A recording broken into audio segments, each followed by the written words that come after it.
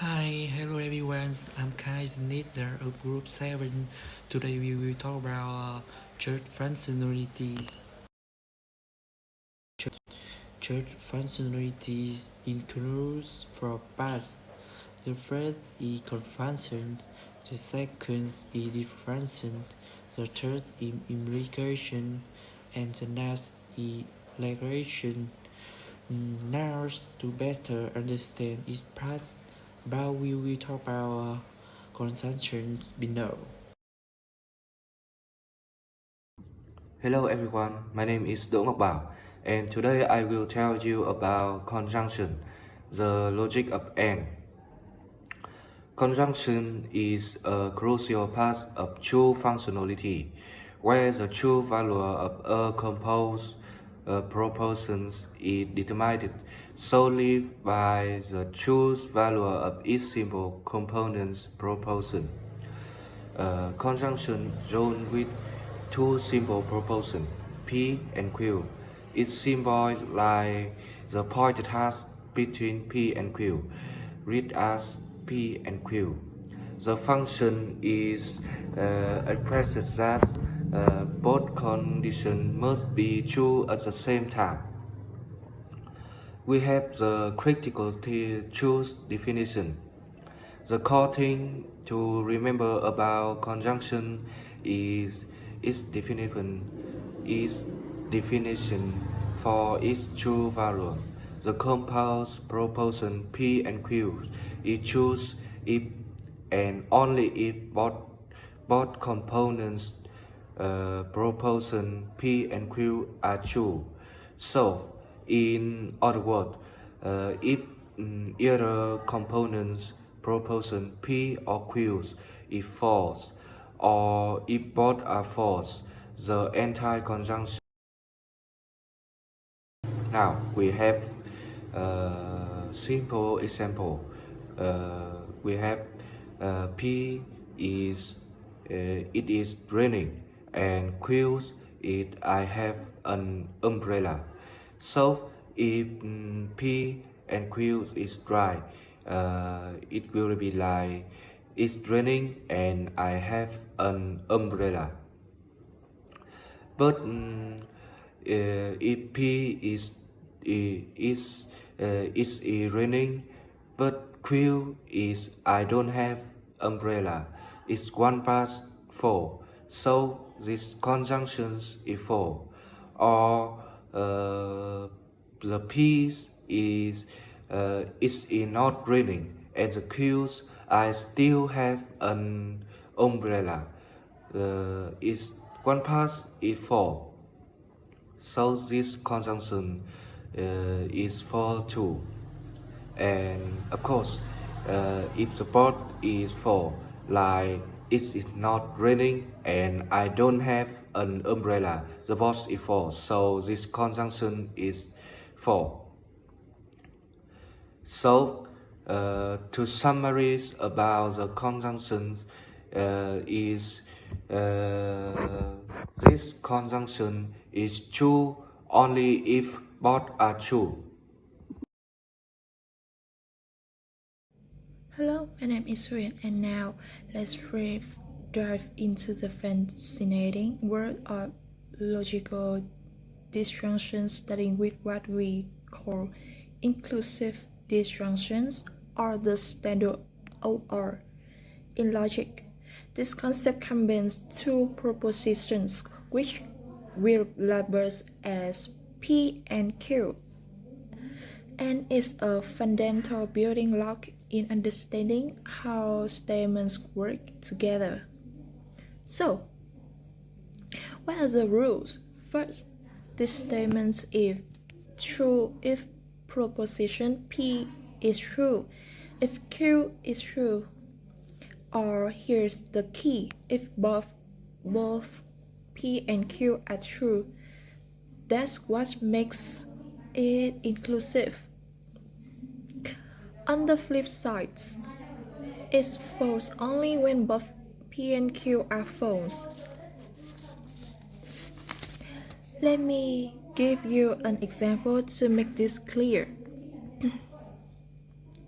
Either you are crazy or your wife is. Now, this might sound humorous but illogic. If both are true, well, the statement still holds as true. That's the beauty of inclusive, or it doesn't include the possibility of both conditions being met. Let's pause for a second to think about this. In everyday language, we sometimes use or to mean one or the other but not both. But in formal logic, the key point to remember is that or is inclusive. It allows both scenarios, which is what sets it apart. This principle is widely used in programming, mathematics, and even legal reasoning. The next slide. Let's move to the inclusive disjunction or XOR. This is a strict first OR. Consider its scenario.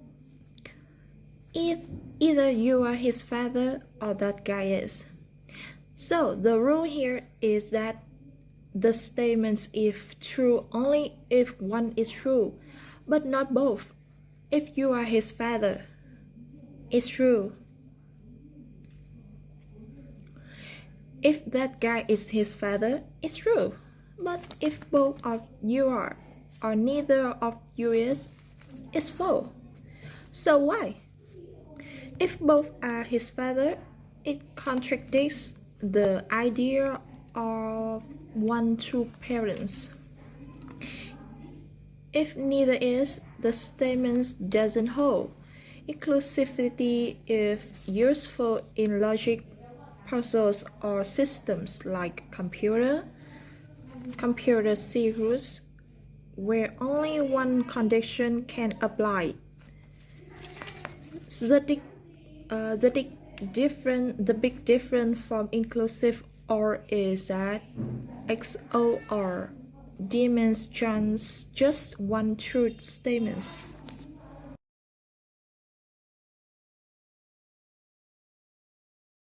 Okay, coming up next, we have implication. If cause then effect, we will copy the cause and Q the effect. It's symbol P and Q. True in all cases except for when P is true and Q is false. To table P equals true and Q equals true, then statement is true.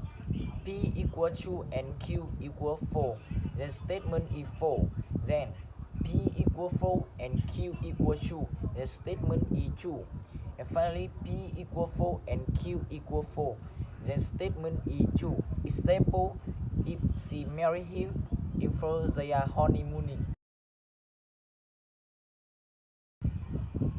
The next type of implication, the first material implication based purely on truth value.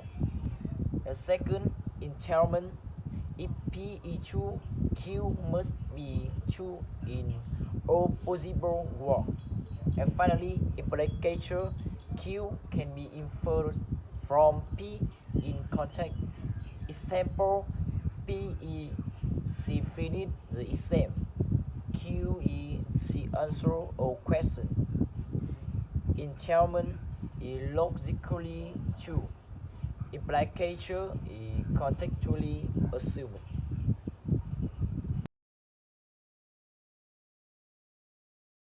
Negation can also change the focus of meaning.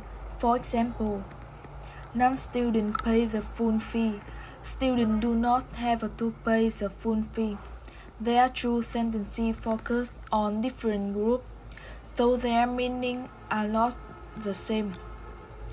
Another example, I did not lend money to anyone. If the focus is on money, it means the speaker learn other thing but not money. If the focus is on anyone, it means the speaker learn money but lost to everybody. So the scope and focus of negation are important because they can completely change what we mean.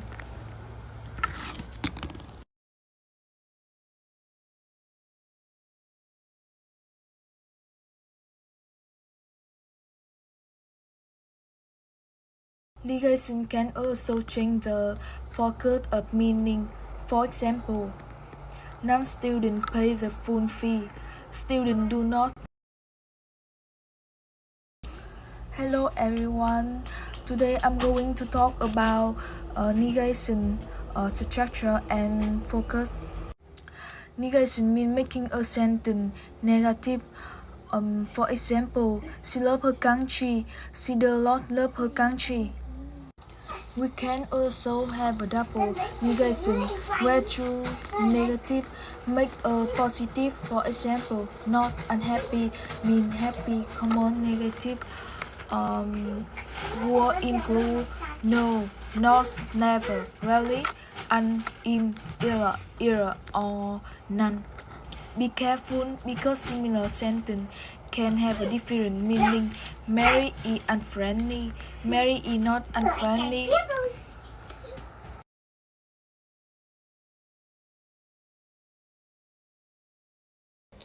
Thank you everyone for listening. We look forward to hearing your sharing and suggestions to further improve.